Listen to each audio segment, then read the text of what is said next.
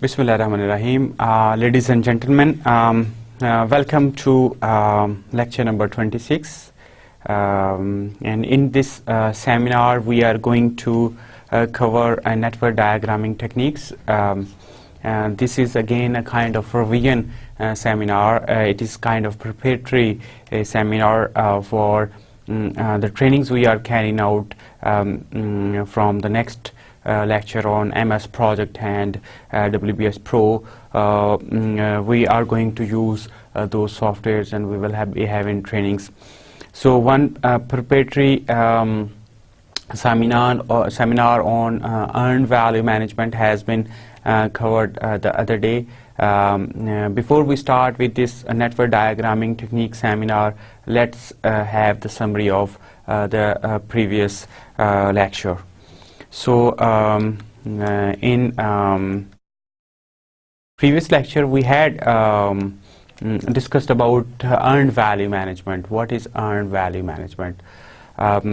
So it is a monitoring and controlling technique which integrates scope, time and cost, and through those parameters which are indices of this technique, and like we are having elements, basic elements like earned value, planned value, and actual cost, and we had explained all three of them over there. And then we had talked about how EVM is connected or related to WBS. So WBS is very, very important. This is the first step for to create earned value management system, EVMS, or for earned value management analysis. Earned value management ko we used to call management with headlights on. So हम इसको इसलिए कहते हैं कि हमें visibility ये देता है, और वो विजिबिलिटी कैसे आती है कि वो फोरकास्टिंग जो हमारे पैरामीटर्स हैं उसके थ्रू हमें पता चलता है कि हम कहाँ जा रहे हैं, एक तरह से ट्रेंड एनालिसिस। इसके अलावा इसका वेरिएंस जो हैं वो भी हमें पता चल जाता है कि हम कहाँ कैसे उससे कर रहे हैं। सो WBS की बात की थी, फिर हमने OBS और WBS को आपस में कैसे इंटरेक्ट कराना है उसकी बात की थी, और फिर हमने ये देखा था कि परफॉर्मेंस मेजरमेंट बेसलाइन जो है PMB वो कैसे हम डेवलप करते हैं। अगर आपको याद हो, or you can see the lecture and lecture slides of the previous lecture, so we can have like कि हमने किस तरह एक प्रोजेक्ट को एलिमेंट्स में डिवाइड किया था, और फिर उन एलिमेंट्स जो हमारे थे लाइक हमने एक्टिविटीज़ में डिवाइड किया था, और फिर हमारे पास उनकी ड्यूरेशंस थी और उनके बजट्स थे। तो जब हमारे पास बजट और ड्यूरेशंस थी तो अब हम ये देख सकते हैं कि उस ड्यूरेशन और उस बजट को हम कैसे कोरिलेट कर सकते हैं। हमने एक एलिमेंट ले लिया कि वो 2 महीने का है, सो उस को हम कैसे रिलेट कर सकते हैं। So let's see if we were having one activity A and we had duration like for January and February for 2 months. सो अब हमने अगर हमारा 100 रुपये बजट था तो हमने इसको 50-50 डिस्ट्रीब्यूट करना सीखा था, और उसके बाद जितनी भी जनवरी की अमाउंट्स थी उनको हमने सम कर लिया था, और इसी तरह फरवरी की अमाउंट्स को मार्च, अप्रैल, मई, जून और दिसंबर तक की अमाउंट्स को हमने सम कर लिया था, और इवेंचुअली हमने कम्युलेटिव जो है वो उनकी निकाल ली थी वैल्यूज़ और उनको प्लॉट कर लिया था। जो हमें प्लॉट मिला था that is called performance measurement baseline. उसके बाद हमने अर्न वैल्यू की क्या चीज़ होती है, ऐसी प्लान वैल्यू जो हम अचीव कर लें रिगार्डलेस ऑफ के हमने क्या खर्चा किया, बस वो जो अचीव हो गई तो वो हमारी अर्न वैल्यू बन जाएगी, वो plan value. And plan value is which we had planned and PMB is that line, and AC actual cost जो भी हमारा एक्चुअल खर्चा आ रहा है। और उसके बाद फिर हमने इंडिसेस और फोरकास्ट और वेरिएंसेस इनके ऊपर बात की थी। हमने बात की थी कॉस्ट वेरिएंस की बात की थी, हमने शेड्यूल वेरिएंस की बात की थी, हमने वेरिएंस एट कंप्लीशन की बात की थी, हमने एसपीआई की बात की थी, कॉस्ट परफॉर्मेंस इंडेक्स की बात की थी, हमने ईएसी की बात की थी, ईएसीटी की बात की थी, इसके अलावा जो हमारे जो दूसरे पैरामीटर्स थे, तो उसके बाद हमने क्लास एग्जाम्पल की थी। और इस तरह हम अर्न्ड वैल्यू मैनेजमेंट को हमने दोबारा से एप्रीहेंड किया था। So today we are going to start with network diagram. So लेकिन हम इस चीज़ को भी स्टार्ट करेंगे वर्क ब्रेकडाउन स्ट्रक्चर से। सो वर्क ब्रेकडाउन स्ट्रक्चर हमें अब पता है कि क्या चीज़ होती है। ये बेसिकली कैसा प्रोसेस होता है जिसके थ्रू हम अपने प्रोजेक्ट को डीकम्पोज करते हैं, और उसको फेजेस में भी हम डीकम्पोज कर सकते हैं, और फिर हम उसको कंट्रोल अकाउंट फेजेस के बाद कंट्रोल अकाउंट्स में, और कंट्रोल अकाउंट्स के बाद वर्क पैकेजेस में। सो ये हमारा बेसिकली WBS का एक बनाने का एक है तरीका। और उसके बाद इसकी हमारे पास WBS की जो एक एग्जांपल जो हम जिक्र करते रहे कि लाइक अगर हम इसको कंट्रोल अकाउंट्स लेवल पे देखें तो कंस्ट्रक्शन ऑफ अ हाउस है, तो हमें क्या करना है, हमें सबसे पहले तो लैंड एक्वायर करनी है और डिज़ाइन करना है। उसके बाद हमें सिविल वर्क्स जो हैं वो कंप्लीट करने हैं। उसके बाद हमें इलेक्ट्रिक वर्क्स करने हैं, और फिर प्लम्बिंग वर्क्स करने हैं, और फिनिश वर्क्स करना है। यहाँ जब मैं कह रहा हूँ उसके बाद, इसका हरगिज़ मतलब नहीं कि पहले सिविल वर्क्स कंप्लीट हो जाएंगे सारे तो फिर इलेक्ट्रिक वर्क्स। डिपेंडेंसी जो है वो एक्टिविटी लेवल पे हम डिफाइन करते हैं, वर्क पैकेजेस लेवल पे हमें डिफाइन नहीं करनी चाहिए। उसके बाद अगर हम इस वर्क पैकेज को जो कि लैंड एक्विजिशन एंड डिज़ाइन है, इसको अगर हम करें डीकम्पोज फर्दर, तो ये बेसिकली ये जो कंट्रोल अकाउंट है ये हमारे वर्क पैकेजेस में आ जाएगा। Land acquisition, design and approval, connections, site camp, तो ये कुछ ऐसी चीज़ें हैं जो हम जो है वो देख सकते हैं। इवेंचुअली इसी तरह सारे कंट्रोल अकाउंट्स जो हैं वो फर्दर जो हैं वो डिवाइड हो जाते हैं फर्दर एक्टिविटीज़ के अंदर। सो इस तरह एक हमारा स्ट्रक्चर बन जाता है, that is called work breakdown structure. हम WBS के ऊपर बहुत ज़्यादा बात पहले भी करते रहे हैं, और हम इसके ऊपर मज़ीद बात भी करते रहेंगे। That is very very important. एक और एग्जांपल है वर्क ब्रेकडाउन स्ट्रक्चर की, जिस तरह कंस्ट्रक्शन ऑफ रोड की है, अगेन कंस्ट्रक्शन की है। इसी तरह हमने कंस्ट्रक्शन ऑफ रोड को डिफरेंट फेजेस में यहाँ जो है वो डिवाइड किया हुआ है। ये डिफरेंट फेजेस हैं जो कि बेसिकली ड्यूरिंग हमें प्रोजेक्ट लाइफ साइकिल के दौरान कंस्ट्रक्शन के करने पड़ते हैं। जो ब्रॉडली ज्वाइंट सर्वे है शुरू में कि हमने एक क्लाइंट और कंसल्टेंट और कॉन्ट्रैक्टर जिन्होंने सड़क बनानी है उनके साथ मिलके एक सर्वे हम कर लेते हैं। उसके बाद कैंप ऑफिस की कंस्ट्रक्शन है, ये हमें कैंप ऑफिस जो है एस्टैब्लिश करना होता है। उसके बाद हमें मशीनरी डिप्लॉय करनी होती है। उसके बाद हमें प्रोजेक्ट टीम जो है उसकी फॉर्मेशन है। फिर उसके बाद हमें मटेरियल्स की प्रोक्योरमेंट है, और ये जो डिफरेंट फेजेस हैं उसके बाद हमें कंस्ट्रक्शन ऑफ रोड के ऊपर हम बात करते हैं, और इवेंचुअली हम हैंड ओवर कर देते हैं प्रोजेक्ट। तो ये बड़े बड़े फेजेस हैं। अगर हम इस कंस्ट्रक्शन ऑफ रोड को देखें, कंस्ट्रक्शन ऑफ रोड प्रोजेक्ट भी है, कंस्ट्रक्शन ऑफ रोड फेज भी है। So construction of road project हम इसको कह सकते हैं कि ये पूरा प्रोजेक्ट है, और इस प्रोजेक्ट के जो डिफरेंट फेज हैं वो एक्चुअल कंस्ट्रक्शन जो है वो यहाँ से शुरू होते हैं, लेकिन हमें बाकी सारी चीज़ें भी करनी होती हैं। अब हम जॉइंट सर्वे को फिर फर्दर हम जो है वो अपने वर्क पैकेजेस में या कंट्रोल अकाउंट्स पे हम इसको जो है वो डिवाइड कर लेते हैं।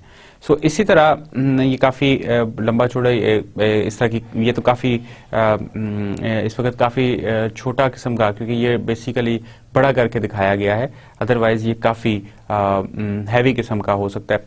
और याद रखिए कि यहाँ एक्टिविटीज़ नहीं हैं, ये वर्क पैकेज लेवल पे होते हैं जो WBS होते हैं। एक्टिविटीज़ शो तो हम कर सकते हैं, लेकिन एक्टिविटीज़ हम इसके ऊपर नहीं करते हैं। एक्टिविटीज़ को हम डिफाइन करते हैं जाकर के टाइम मैनेजमेंट के अंदर।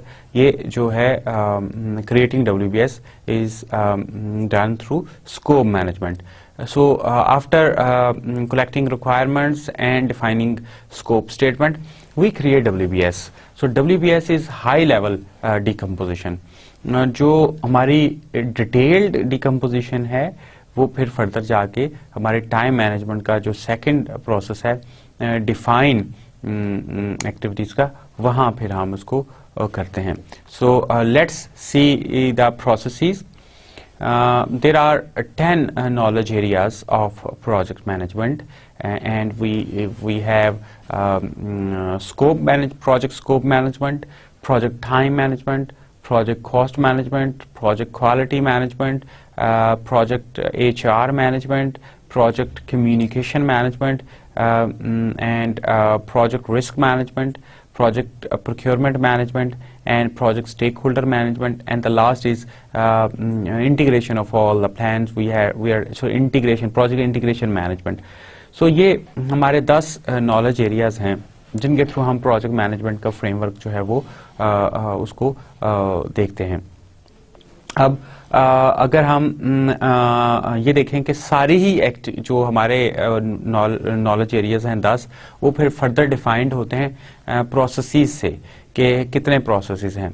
सो जिस तरह के टाइम मैनेजमेंट की अगर हम बात करें तो इसके अब 7 प्रोसेसेस हैं एज पर PMBOK 5 वर्जन, जो हमारा 5वां वर्जन है उसके मुताबिक हम इसकी बात कर रहे हैं। तो अगर PMBOK 4 में हम देखते तो वहाँ टाइम मैनेजमेंट के 6 प्रोसेसेस थे।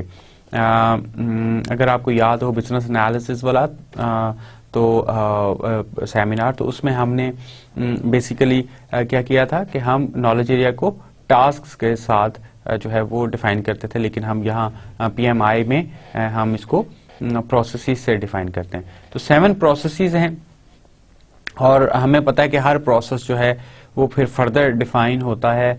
उसकी जो करेक्टरिस्टिक्स हैं हमारी के उसमें इनपुट्स क्या हैं, उसके ऊपर टूल्स एंड टेक्निक क्या अप्लाई होती हैं और उसका आउटपुट क्या है। सो अभी हम ये बेसिकली जब हम नेटवर्क डायग्राम्स की बात करते हैं या हम अर्न्ड वैल्यू मैनेजमेंट की बात करते हैं या हम MS प्रोजेक्ट जो कि हम करने जा रहे हैं, तो ये सारी बेसिकली चीज़ें इवेंचुअली हमारी अंडरस्टैंडिंग ज़रूर होनी चाहिए। ये नहीं कि हम सॉफ्टवेयर यूज़ कर रहे हैं तो we are done with everything. So basic understanding के लिए हमने ये दोबारा से इसको टेक अप किया है। Okay, so WBS was created in scope management through create WBS process of project scope management. अब हम बात करते हैं प्रोजेक्ट टाइम मैनेजमेंट का। जो पहला प्रोसेस है that is plan schedule management. So plan schedule management is the process of establishing the policies, procedures, documentation for planning, developing, managing, executing and controlling the project schedule. अब इसमें क्या करना है कि हमने वो सारे प्रोसीजर निकालने, वो सारी पॉलिसीज डिफाइन करनी है जो कि हमें हेल्प करती हैं डेवलप करने में, कैसे डेवलप करना है हमने प्लान को और प्रोजेक्ट शेड्यूल को, और कैसे हमने उसको मैनेज करना है, कौन करेगा, क्या सॉफ्टवेयर यूज होंगे, क्या टूल्स यूज होंगे, क्या हेल्प यूज होगी, क्या प्रोसेसेस यूज होंगे, कैसे हम वो इन्फॉर्मेशन सारी गैदर करेंगे। तो ये सारा बेसिकली हमें जो है वो हम कहाँ किस प्रोसेस में करते हैं, ये हम प्लान शेड्यूल मैनेजमेंट प्रोसेस के अंदर ये सारे जो फंक्शंस हैं ये हम परफॉर्म करते हैं। उसके बाद जो दूसरा इसका प्रोसेस है वो है डिफाइन एक्टिविटीज का। So define activities जो process है, this is for identification and documenting the specific actions to be performed to produce the project deliverables. कौन से ऐसे actions किए जाएं कि हमारे project deliverables जो हैं वो prepare हो जाएं। तो उसके लिए फिर हमें define activities का जो है process है वो हम इसको trigger करते हैं।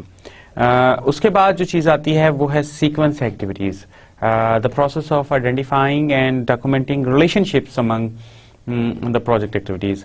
तो ये है हमारा बेसिकली जो हमें रिलेशनशिप्स की जब हम बात करते हैं तो network diagrams are the preferred mode of showing the relationships between activities. So जो भी डिफाइन एक्टिविटीज हम करेंगे वो कहाँ से करेंगे, हमारे पास एक WBS होगा और उस WBS को हम फिर फर्दर बफ्रिकेट करेंगे टिल द लेवल के हम उसको टास्क लेवल पे नहीं हम करेंगे, बेसिकली हम उसको एक्टिविटी लेवल पे करेंगे। एंड जब हम उसको सीक्वेंस कर लेंगे तो हम हर एक्टिविटी का जो है वो फिर निकालते हैं कि उसका रिसोर्स कितने चाहिए, उसकी एफर्ट कितनी चाहिए। So the process of estimating the type, the quantity of material, human resource, equipment और supplies required to perform each activity. So हमें उसकी टाइप भी निकालनी है और उसकी क्वांटिटी भी निकालनी है। जब हमारे पास ये सारी चीज़ें आ जाती हैं, हमने एक्टिविटीज डिफाइन कर ली थ्रू WBS उसकी मदद से, क्योंकि WBS हाई लेवल डिकम्पोजिशन था। अब हमने इसको फर्दर डिकम्पोज किया WBS को, और उसके बाद हमें पास एक्टिविटीज़ का रिलेशनशिप है कि कौन सी एक्टिविटी किस एक्टिविटी के बाद शुरू होगी, किसके लिए क्या प्री रिक्विजिट हैं, और वो कौन सी दूसरी एक्टिविटी है जो वो प्री रिक्विजिट पूरे करती है।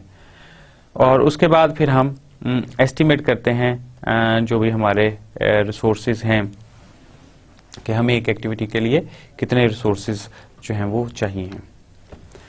एंड उसके बाद हमारा जो आ जाता है, जो फोर्थ प्रोसेस है वो है एस्टिमेट एक्टिविटी ड्यूरेशन। अब ये वो चीज़ है जो बेसिकली फिर हम यूज़ करेंगे नेटवर्क डायग्राम जब हम डिस्कस कर रहे होंगे।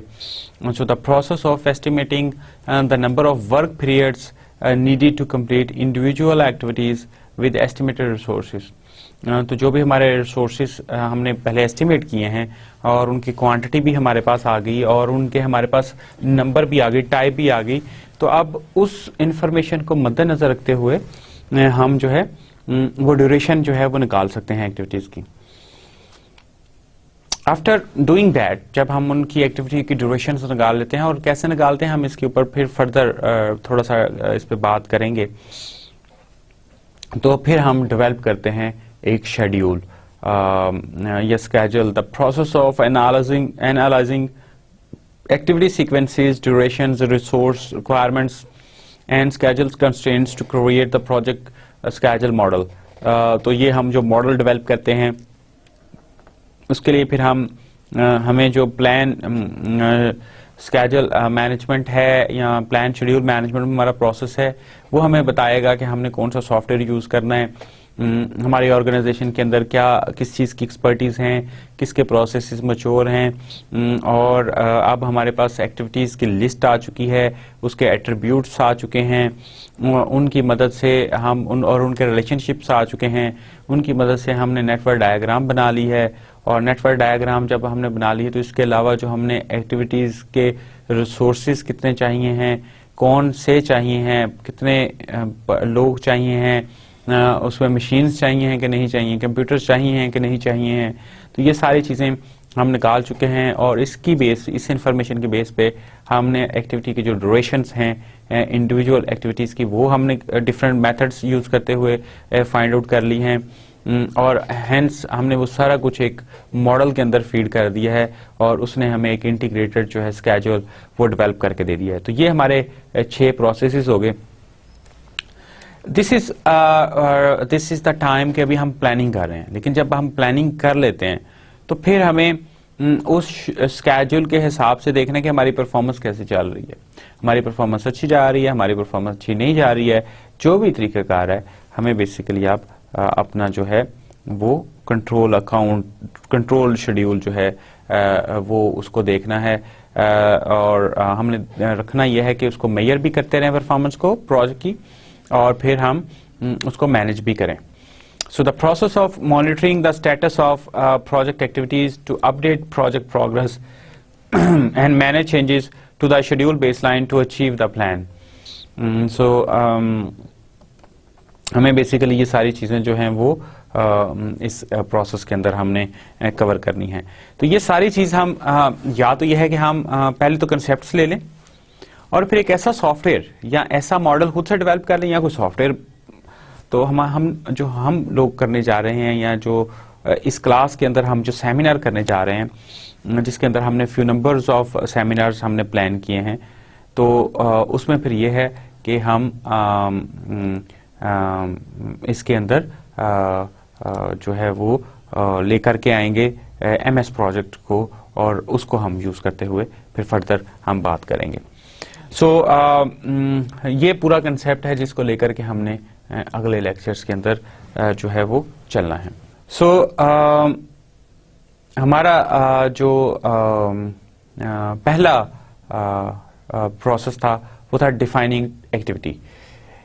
एक्टिविटी को डिफाइन करने से क्या मुराद है? पहले तो हमें ये देखना है कि एक्टिविटी होती क्या चीज़ है। एक्टिविटी और टास्क, अच्छा ये याद रखिए ये PMI का वर्जन है।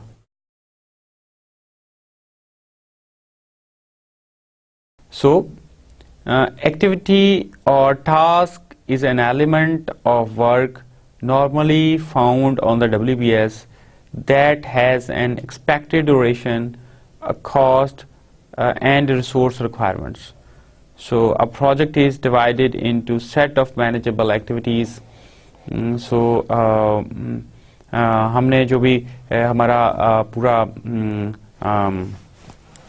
जो प्रोसेस है उसको हम मैनेजेबल एक्टिविटीज़ के अंदर डिवाइड करते हैं एक पूरे बड़े प्रोजेक्ट को थ्रू WBS, और उस WBS को हम फर्दर डिकम्पोज करते हैं फर्दर मैनेजेबल वर्क एलिमेंट्स में, जो कि एक्टिविटीज़ कहलाती हैं। और एक्टिविटीज़ वो एलिमेंट होते हैं जो कि WBS के ऊपर हम उनको देखते हैं, और उनका एक ड्यूरेशन होती है, एक कॉस्ट होती है, और एक रिसोर्स रिक्वायरमेंट्स होती हैं।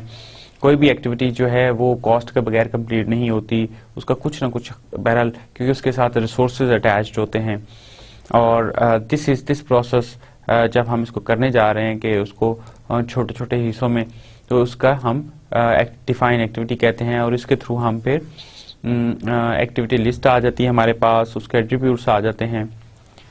जो दूसरा प्रोसेस हमारा था उसको हम फिर सीक्वेंस एक्टिविटीज़, ये है कि हम एक्टिविटीज़ को देखते हैं, हमारे पास लिस्ट आ चुकी है, हम उनको स्टडी करते हैं कि अगर हमें ये एक्टिविटी स्टार्ट करनी है तो कौन सी एक ऐसी एक्टिविटी है जो अभी तक हमने कंप्लीट कर ली होगी।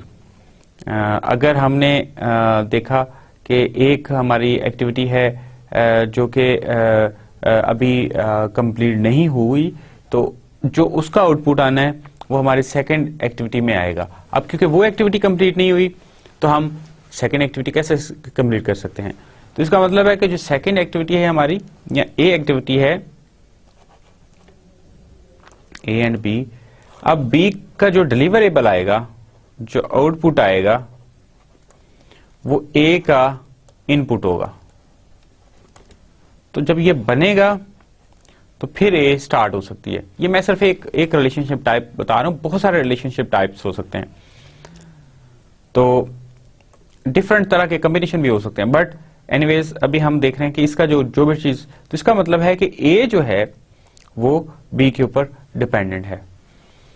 A dependency or relationship relates to sequencing of project activities or task, or you must determine dependencies in order to use critical path analysis.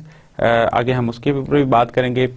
जो dependency types हैं वो बेसिकली 4 तरह की हैं, जिसको हम अभी एक्सप्लेन करते हैं। जो हम PDM की बात है, सो प्रिसिडस डायग्रामिंग मेथड बेसिकली इसका है, जो भी हम उसको भी देखेंगे। बट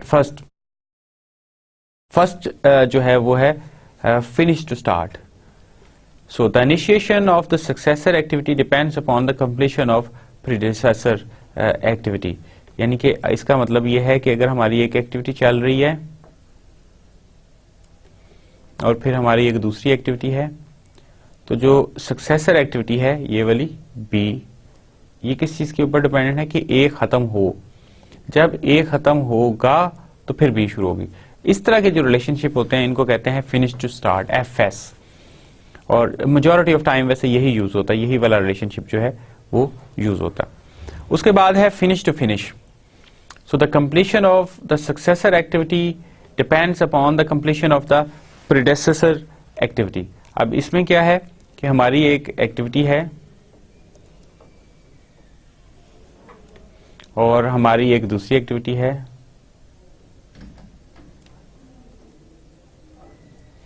अब B उस वक्त तक खत्म नहीं हो सकती जब तक A खत्म ना हो जाए। तो हमने क्या करना है कि जो B है इसको कंप्लीट, जब A खत्म होगी तो फिर B ने रुकना है, अदरवाइज जब जो जो ये चलती जाएगी उसी तरह ये चलती जाएगी। तो ये हमारा फिनिश टू फिनिश एक FF भी होता है relationship type. Then start to start, so the initiation of the successor activity depends upon the initiation of the predecessor activity.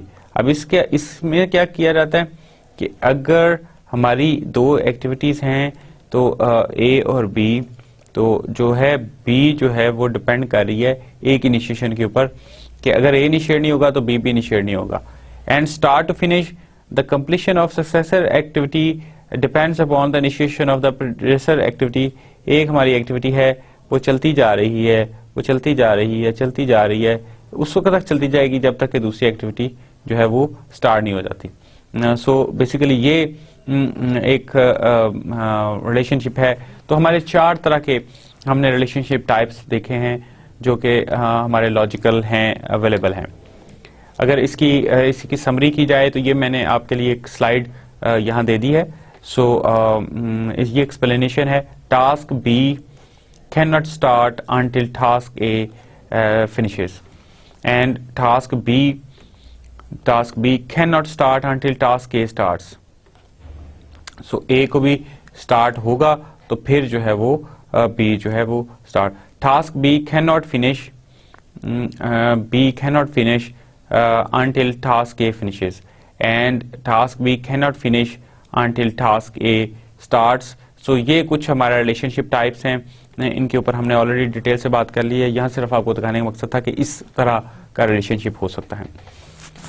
अब आपने ये डिटरमिन करना है कि आपकी डिपेंडेंसी की टाइप क्या है, किस तरह की आपकी डिपेंडेंसी है। So dependencies may be characterized by the following attributes: mandatory और discretionary dependencies, and internal and external dependencies. So dependency has 4 attributes, but 2 can be applicable at same time in following ways. एक तो है कि mandatory और discretionary और internal external, but 4 हैं लेकिन एक वक्त में सिर्फ 2 ही हो सकते हैं। कैसे? Mandatory external dependencies, mandatory internal dependencies, discretionary external and discretionary internal. तो ये बेसिकली हमारे इसके अंदर 4 तरह से ये एप्लीकेबल हो सकते हैं। मैंडेटरी डिपेंडेंसीज कौन सी होती हैं?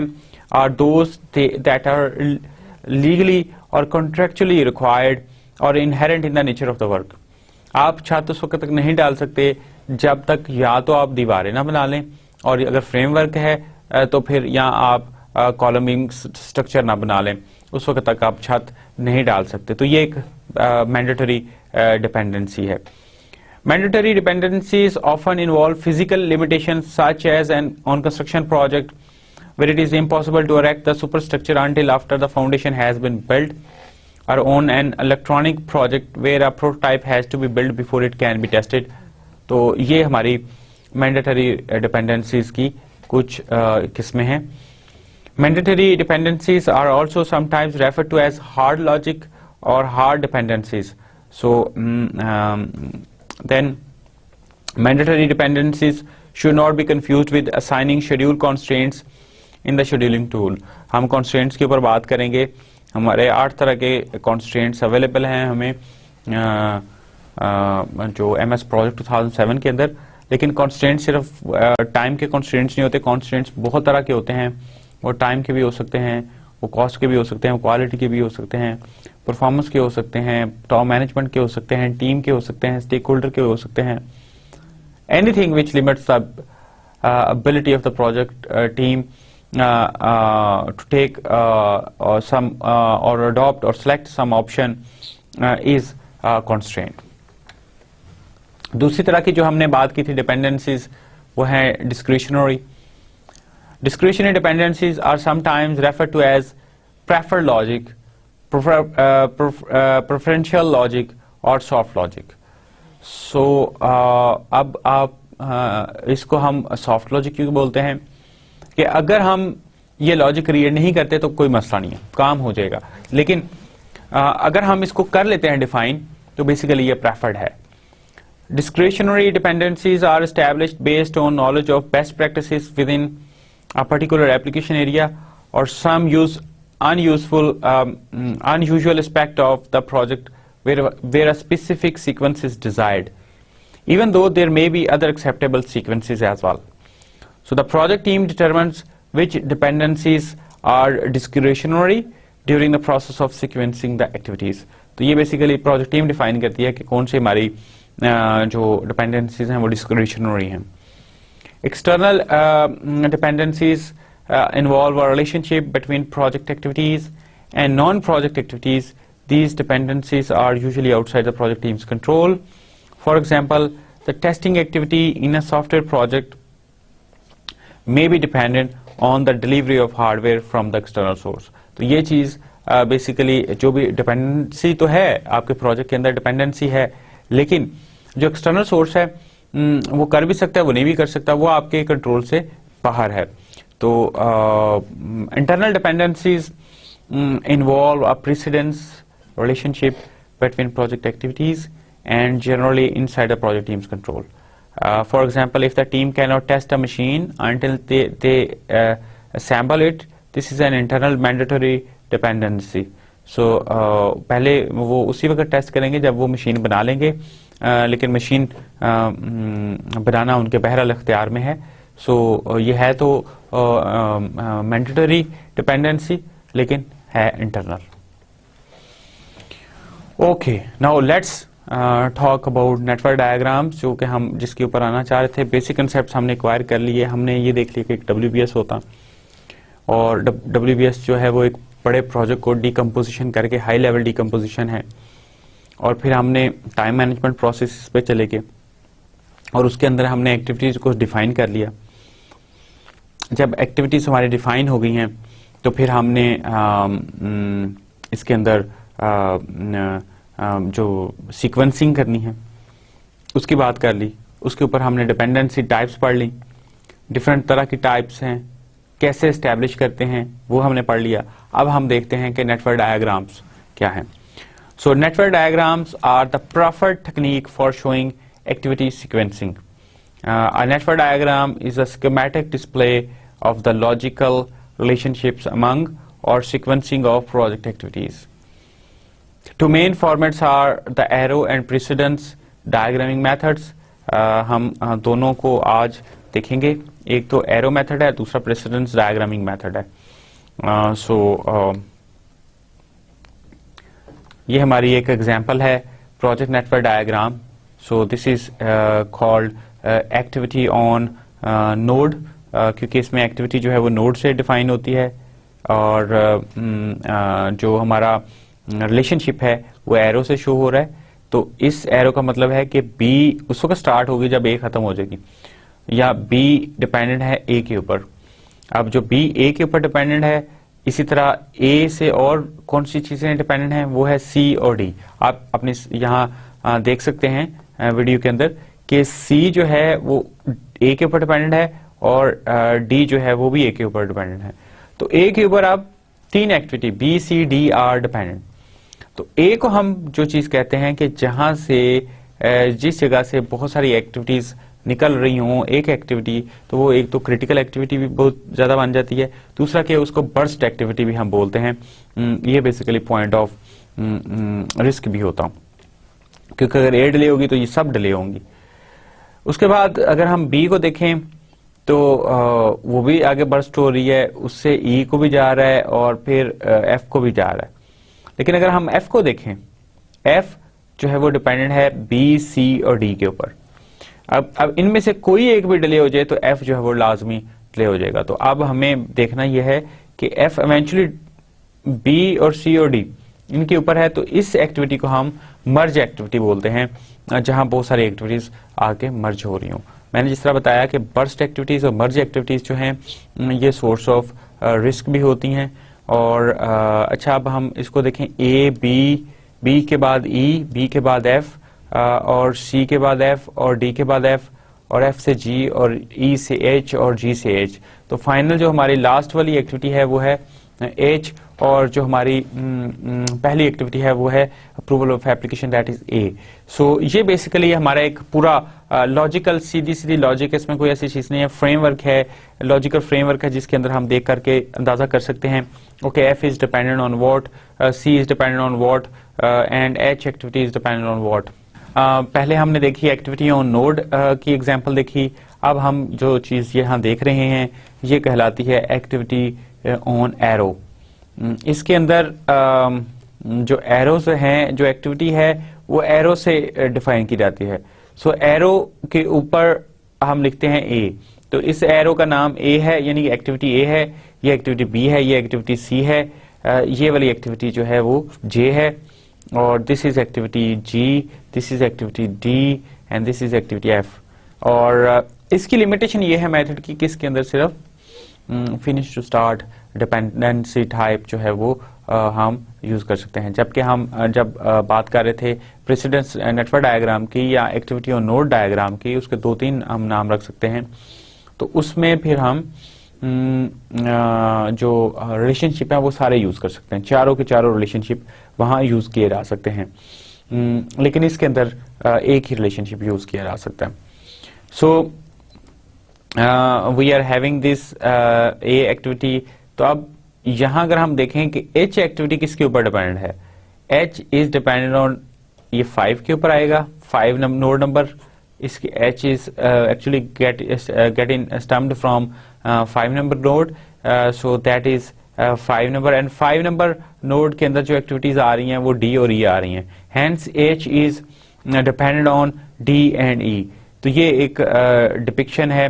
और इसी तरह अगर हम देखें कि G is dependent on C and J is dependent on H and I, and H is dependent on D and E, and D is dependent on A, and E is dependent on B, and this B activity is the one जहां से काफी सारी activities निकल रही हैं, तो इसको burst बोलेंगे।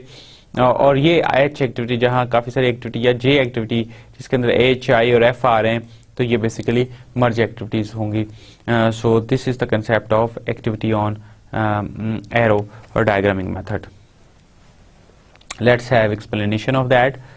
सो arrow diagramming method, also called activity on arrow network diagram, and activities are represented by arrows, and nodes or circles are the starting and ending points of activities, and can only show finish to start dependencies. So ये हमारे कुछ चीजें हैं। अब हम देखते हैं कि what is the process of creating AOA diagram. So what we need to do is, first all of the activities that start at node number 1, and we find all those. हम ये देख लेते हैं कि नोड नंबर 1 के ऊपर जिसकी जो किसी के ऊपर डिपेंडेंट नहीं है, बाकी सारी उनके ऊपर डिपेंडेंट है। सो जो हमारे उनको हम नोड नंबर 1 से हम स्टार्ट कर लेते हैं। Then draw their finish nodes, फिर एरो लगा लेते हैं जस्ट लाइक दैट। ये जो हमारी शुरू में एक लगा लिया नोड, और यहाँ से अब हमने देखा कि एक्टिविटी ए जो है वो जो है वो स्टार्ट हो रही है, वो किसी पे डिपेंडेंट नहीं है, लेकिन उसके ऊपर तो अब इसका फिनिश नोड आ जाएगा, इसके ऊपर हम लिख देंगे ए जो कि एक्टिविटी को शो कर रहा है। और अब यहाँ से हम देखेंगे कि 2 एक्टिविटीज जो हैं बी और सी वो इसके ऊपर डिपेंडेंट है, तो बेसिकली हम इस तरह एरोज लगा लेंगे। और this is the concept. Put the activity letter और नेम और duration estimate on the associated arrow. For the time being हम सिर्फ एरो नाम लिख रहे हैं, B A B C. Continuing drawing the network diagram working from left to right. Look for bursts and merges. A burst occurs when a single node is followed by 2 or more activities. A merge occurs when 2 or more nodes precede a single node. तो ये हमने already काफी बात कर ली है। Continue drawing the project network diagram until all activities that have dependencies are included in the diagram. As a rule of thumb, all arrowheads should face toward the right, and no arrows should cross in any network diagram. तो अब अगर हमने इस तरह नहीं कर सकते कि ये यहाँ आ रहा है और ये यहाँ जा रहा है, इस तरह नहीं होना चाहिए, दिस इज रॉन्ग। और ये भी नहीं होना चाहिए कि एक एक्टिविटी जो है वो ऐसे आ जाए, तो ये भी ठीक नहीं है। So let's have the definition. Activity represents an action and consumption of resources, time, money, energy required to complete a portion of project. Activity is represented by an arrow. So over there we can see this activity. This arrow is showing A, and this is I to J. So A is called as an activity and event. An event, a node, will always occur at the beginning and end of an activity. The event has no resources and is represented by a circle. The ith event and jth events are the tail event and head event respectively. Merge and burst की हमने already बात कर ली है. So just letting you know, one or more activities can start and end simultaneously at one event.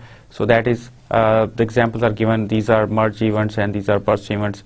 Preceding and succeeding activities performed before given events are known as preceding activities. So ये वाली जो activities हैं ये preceding activity हैं J का, and activities performed after a given event are known succeeding activities. So ये C is succeeding activity of J and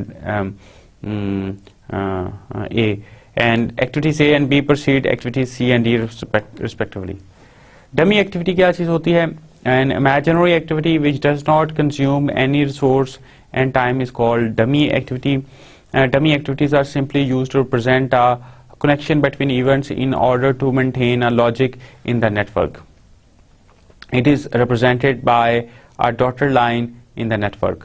So ये हमारा dummy activity की definition है, जिस तरह के ये हमारी एक डमी एक्टिविटी है, इसको हम सिर्फ डॉटेड लाइन से ये क्यों करते हैं ये आगे हम इसको फिर देखेंगे। कुछ ऐसी चीज़ें जिनको हमें अवॉइड करना चाहिए जब हम एक नेटवर्क डायग्राम कंस्ट्रक्ट कर रहे हैं, वो क्या चीज़ें हैं? Two activities starting from a tail event must not have the same end event. तो इस तरह की जो चीज़ है ये ठीक नहीं है। It is absolutely necessary to introduce a dummy activity. अगर इस तरह की सिचुएशन आ जाए और ये हमारी एक एक्टिविटी ए है, ये एक्टिविटी ए है, ये एक्टिविटी बी है, इट इज़ गुड टू हैव कि हम इसको ए करके इसको बी कर दें और इसको ख़त्म करें एक नोड के ऊपर, इसको दूसरे नोड पे बी को, और फिर बी से एक डमी एक्टिविटी जिसका कोई रिसोर्स नहीं है, कोई कुछ नहीं है। तो 3 तक अगर आपने आना है और इसके बाद एक एक्टिविटी सी है लेट से, तो अब सी डिपेंडेंट है, हम देखते हैं किसके ऊपर? ए के ऊपर और डमी एक्टिविटी के ऊपर। अब डमी एक्टिविटी तो कोई चीज़ है नहीं, उसके ना रिसोर्सेज है, ना टाइम है, ना कॉस्ट है, तो फिर वो इवेंचुअली किसके ऊपर आ जाएगा? बी के ऊपर। So C is dependent on A and B.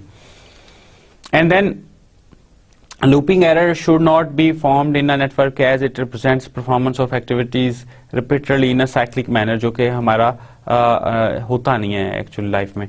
So this is not true. In a network there should be only one start event and one ending point.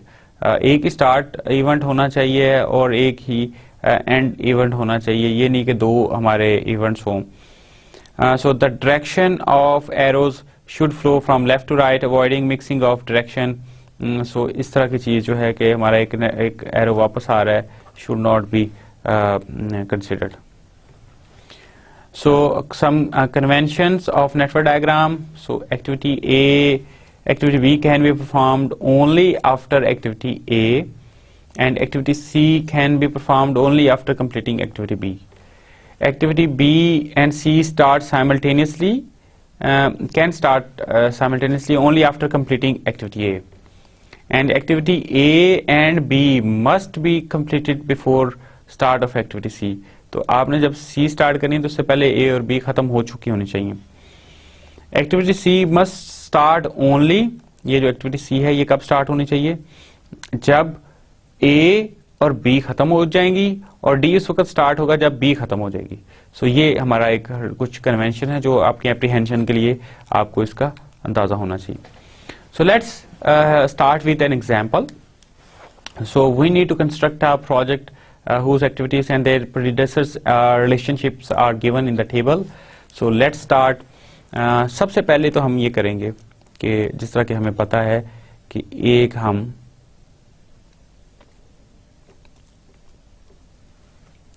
गोल दायरा या नोड बना लेंगे और उसको हम नाम रख लेते हैं 1।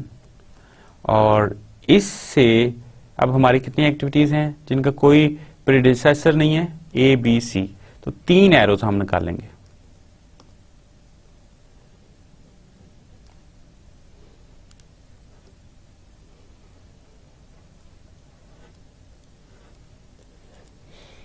और उसके बाद हम बी से बी और सी, ओके, तो हम इसको बी रख लेते हैं, इसको हम ए कर देते हैं, इसको हम सी कर देते हैं।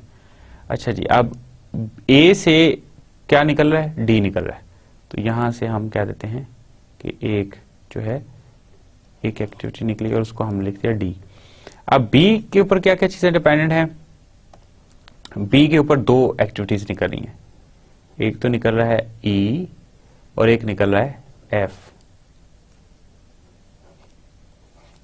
तो हम इसको करते हैं ई एंड एफ। उसके बाद जो हमारा जी है वो सी के ऊपर डिपेंडेंट है, तो एक हमारी एक्टिविटी निकलेगी सी जहां खत्म हो रहा है वहां से और जी वहां से हमारा शुरू हो जाएगा। सो अभी तक हमने यहां तक जो है जी तक ड्रॉ कर लिया और उसके बाद एच जो है वो डिपेंडेंट है डी के ऊपर, तो हमने एक एरो लगाया जहां डी खत्म हो रहा था और उसके बाद उसके ऊपर एक एच लिख दिया और एंड नोड जो है वो बना दिया। अब हमने ये भी कंप्लीट कर लिया। आई जो है वो ई के ऊपर डिपेंडेंट है,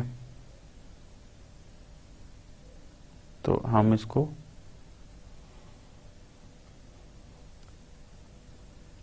लिख देते हैं आई, और जे जो है वो एच और आई के ऊपर डिपेंडेंट है,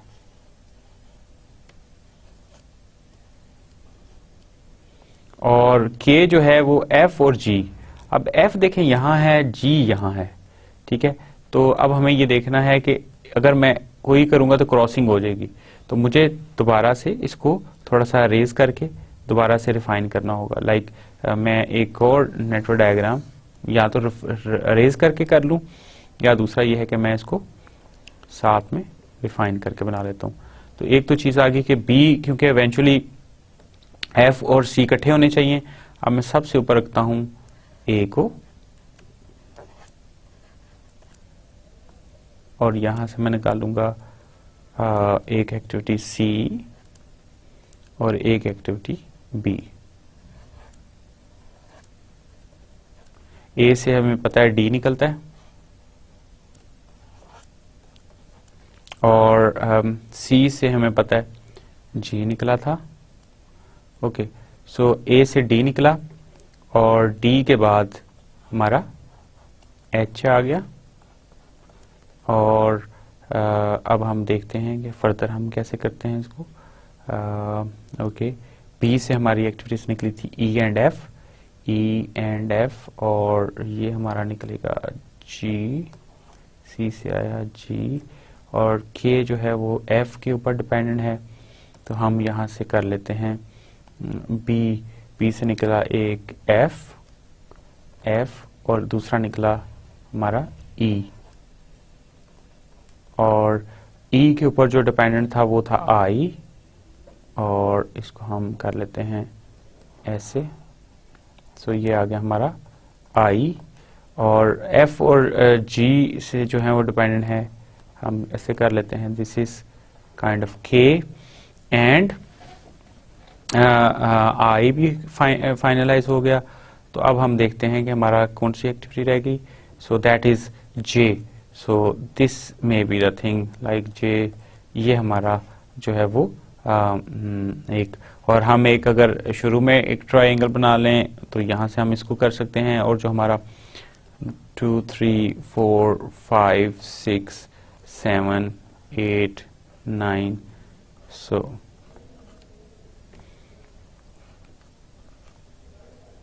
और फिर वही बात है कि क्रॉसिंग आ रही है, वी कैन अवॉइड दैट, हम सी को नीचे शिफ्ट कर दें तो हम इसके साथ कुछ मुख्तलिफ चीजें ट्रायल्स के बाद we will get a very good network diagram. So this is example के हम क्या कर रहे हैं कि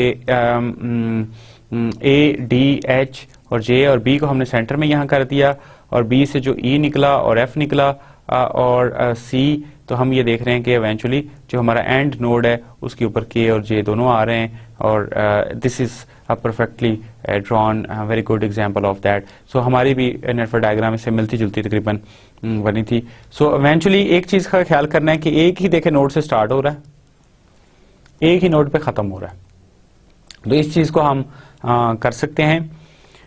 उसके बाद हमें एक और प्रैक्टिस करते हैं, we draw network diagram for a project given in the table. एक और हम टेबल जो है उसको हम देखते हैं कि क्या है. ए किसी के ऊपर डिपेंडेंट नहीं है, तो हम ये तो बड़ा क्लियर हो गया कि हम एक एक्टिविटी जो हमारी ए है, एक हमने सर्कल लगाया, उससे एक एरो निकाला और उसको दूसरे सर्कल पे एंड कर दिया. ए एक्टिविटी है जो कि किसी के ऊपर डिपेंडेंट नहीं है, सो इसको हमने 1 से स्टार्ट कर लिया. उसके बाद जरूरी नहीं कि हम इसके नंबर ही दें, हम ए बी सी भी कर सकते हैं, कुछ भी लिख सकते हैं, कोई भी आइडेंटिफायर. अगर हम नोड नहीं भी लिखना चाहते तो फिर भी कोई ऐसा इशू नहीं है. उसके बाद हमारी बी एक्टिविटी जो है वो ए के ऊपर डिपेंडेंट है, और हमारी जो डी एक्टिविटी है वो ए के ऊपर डिपेंडेंट है. तो हमारे ए से फिर 2 निकल आएंगे, तो हम इसमें से 2 एरोज निकाल लेते हैं.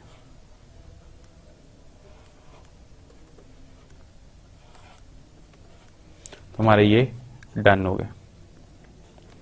और उसके बाद सी जो है वो बी पे डिपेंडेंट है,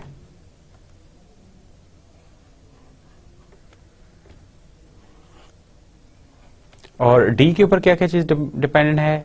एक तो ई डिपेंडेंट है डी के ऊपर, और एक हमारा जी डिपेंडेंट है, और एच डिपेंडेंट है, और डी के ऊपर हमारी फिर 3 एक्टिविटीज निकलेंगी. हम इसको ड्रॉ कर लेते हैं.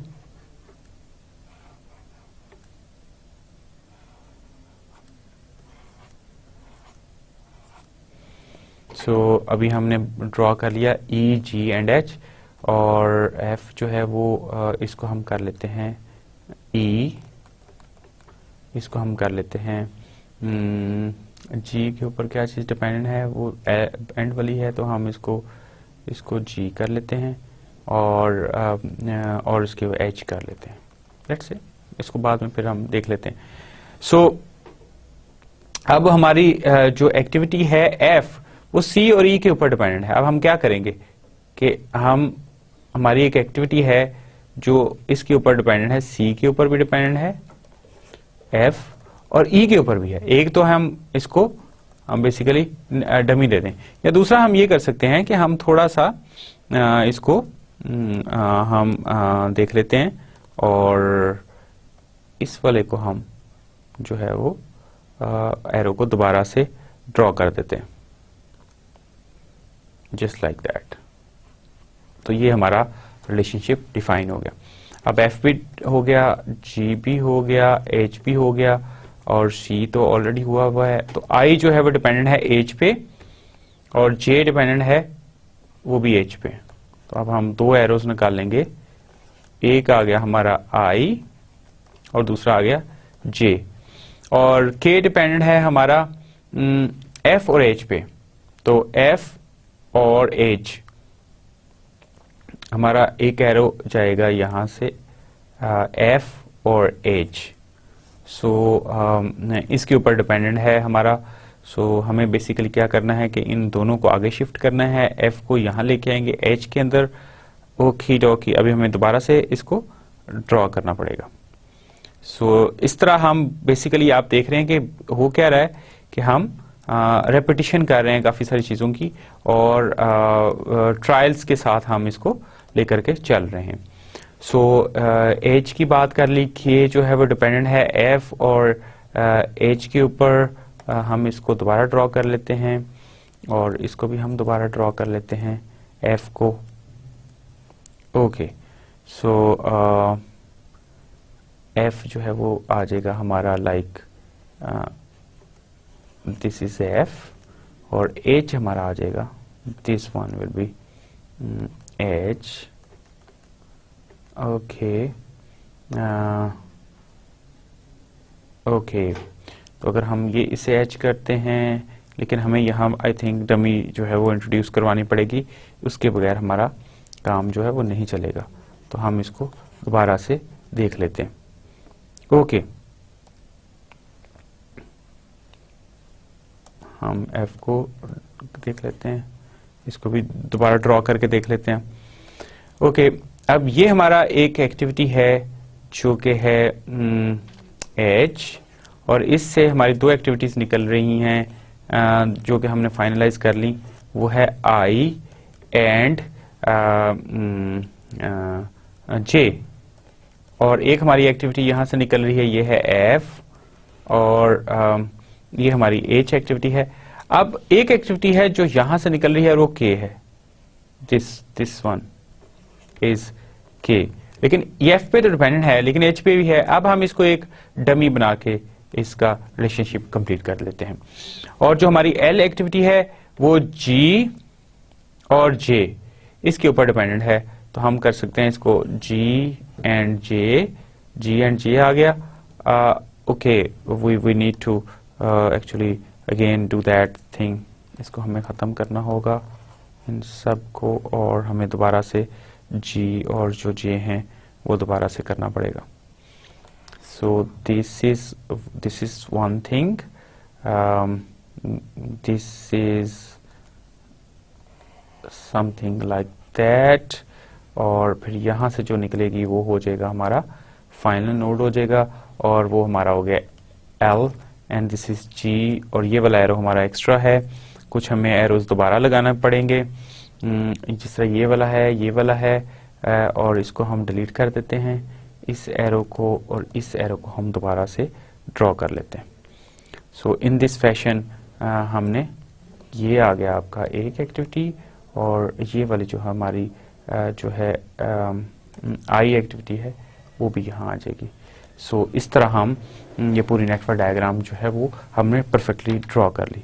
सो दिस इज द कंसेप्ट, और दिस इज डमी एक्टिविटी जो हमने सिर्फ इंट्रोड्यूस करवाई थी कि जो रिलेशनशिप को करने के लिए। तो अब हम देख सकते हैं कि हमारा रिलेशनशिप जो है वो रिफाइंड हालत में हमारे पास आ गया। इसी तरह हम एक और एग्जांपल देख सकते हैं, और उसको हम उसको भी कंप्लीट कर सकते हैं, और इसमें आप देखेंगे हमने जो ड्यूरेशंस हैं वो भी डाल दी हैं। एंड दूसरा जो मेथड है हमारा वो है प्रेसिडेंस डायग्रामिंग मेथड का, और इसकी जो एक एग्जांपल है वो हमारे सामने दी हुई है, और अब हम इस एग्जांपल को लेकर के एक जो है वो डायग्राम ड्रॉ करेंगे। सो A और B जो किसी पे डिपेंडेंट नहीं है, ये जरा थोड़ा सा आसान मेथड है। इसमें आपने ये करना है कि आपने दो बॉक्सेस बना लिए, क्योंकि A जो है, A और B ये किसी पे डिपेंडेंट नहीं है। A एक्टिविटी और B अगर इनका देखें, इमीडिएट जो प्रीडेसेसर है वो कोई नहीं है, तो आपने स्टार्ट इन से करना है, A और B, और इसको आपने दो वर्टिकल और दो हॉरिजॉन्टल रोज और कॉलम्स में डिवाइड कर लेना, और इसके अंदर आपने लिख देना A, इसके अंदर लिख देना B, और फिर आपने C जो है उसको ड्रॉ करना है जो कि A और B के ऊपर डिपेंडेंट है।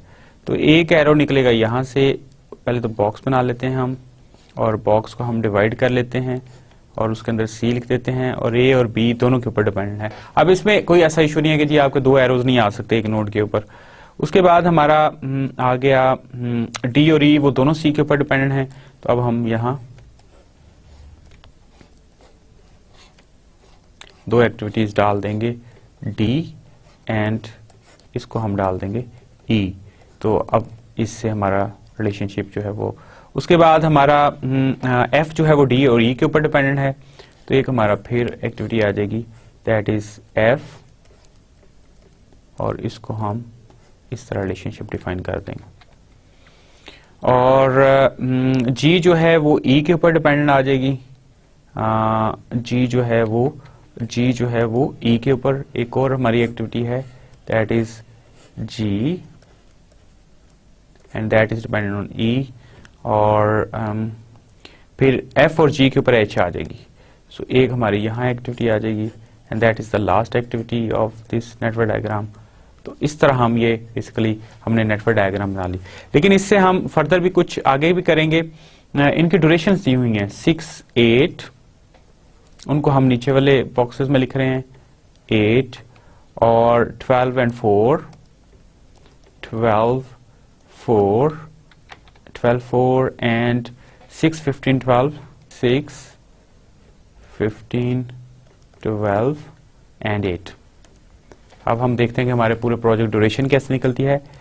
स्टार्ट हम करेंगे कि हम जो इनिशियल बॉक्सेस हैं उनके ऊपर 0 डालेंगे. This 0 plus 6 will be 6, this 0 plus 8 will B 8. जो अब ये 6 है ये यहाँ ट्रांसफर हो जाएगा, लेकिन ट्रांसफर तो 8 भी हो सकता है, तो जो ज्यादा वाला है वो आप ट्रांसफर कर दें. So 8 will be there. 8 plus 12 is 20 and this 20 will be transfer over there and over there. और ये 20 प्लस 6 इज 26 एंड दिस 24. एंड अब आपने देखना है कि बेसिकली ये 26, 24 यहाँ आ रहा है तो 26 चला जाएगा, और यहाँ तो सिर्फ 26 ही आ रहा है. 26, 12, 34 एंड 26, 15 इज 41, तो आपका 41 आ जाएगा. 41 प्लस 8, 49. ये 49 बेसिकली क्या है, this will be the duration of that project. So 49 नीचे आ जाएगा. 49 प्लस 8, हम 49 माइनस 8 इज 41. अब वापसी पे आपने माइनस करना है इसको. ये 41 यहाँ चला जाएगा, ये 41 यहाँ चला जाएगा. 41 minus 15 is 26 and 41 minus 12 is 29. सो अब 29 26 में से क्या आ जाएगा वापस, जो मिनिमम है, तो यहाँ 26 आ जाएगा, यहाँ भी 26 आ जाएगा. 26 माइनस 4, 22 एंड दिस इज 20. सो 22 और 20 में से क्या जाएगा 20. सो 20 माइनस 12, 8. अब 8 यहाँ भी चला जाएगा और 8 यहाँ भी आ जाएगा. 8 माइनस 8 0 एंड 8 माइनस 6 इज 2. अब आपने करना क्या है कि इस 0 में से ये 0 माइनस, यानी कि इस वैल्यू में से ये माइनस करनी है. सो 0 minus 0 0, 8 minus 8 0, 8 minus 8 0, 20 minus 20 0, 20 minus 20, 26 minus 26 and 26 minus 20. सो ये जो पाथ है जिसके ऊपर सारी वैल्यू 0 आ रही हैं, लेकिन यहाँ देखें अगर 29 में से करें तो ये 3 आ रहा है. 41 में से 34 करें तो ये हमारा जो है वो 7 आ रहा है. Over there we are having 2 and over there 2. So जो भी हमारी है जो 0 वाले हैं, जिस तरह की कौन सी एक्टिविटीज हैं, बी, सी, ई, एफ, एच, ये हमारा क्रिटिकल पाथ है और ये क्रिटिकल पाथ हमें ड्यूरेशन दे रहा है. We have another example. The example may be as complex as this, but we can use software to draw our network diagram over there. So this is the whole concept of network diagrams. ये basically relationships बताने के लिए हम use करते हैं. This is the summary of this lecture. We have discussed about WBS, project time management processes, dependency types, network diagrams, activity on arrow diagram, activity on node diagram. So with this lecture we are now ready to move to software class, and in next class when we will meet we will be starting MS project training session. So I say good luck and Allah Hafiz.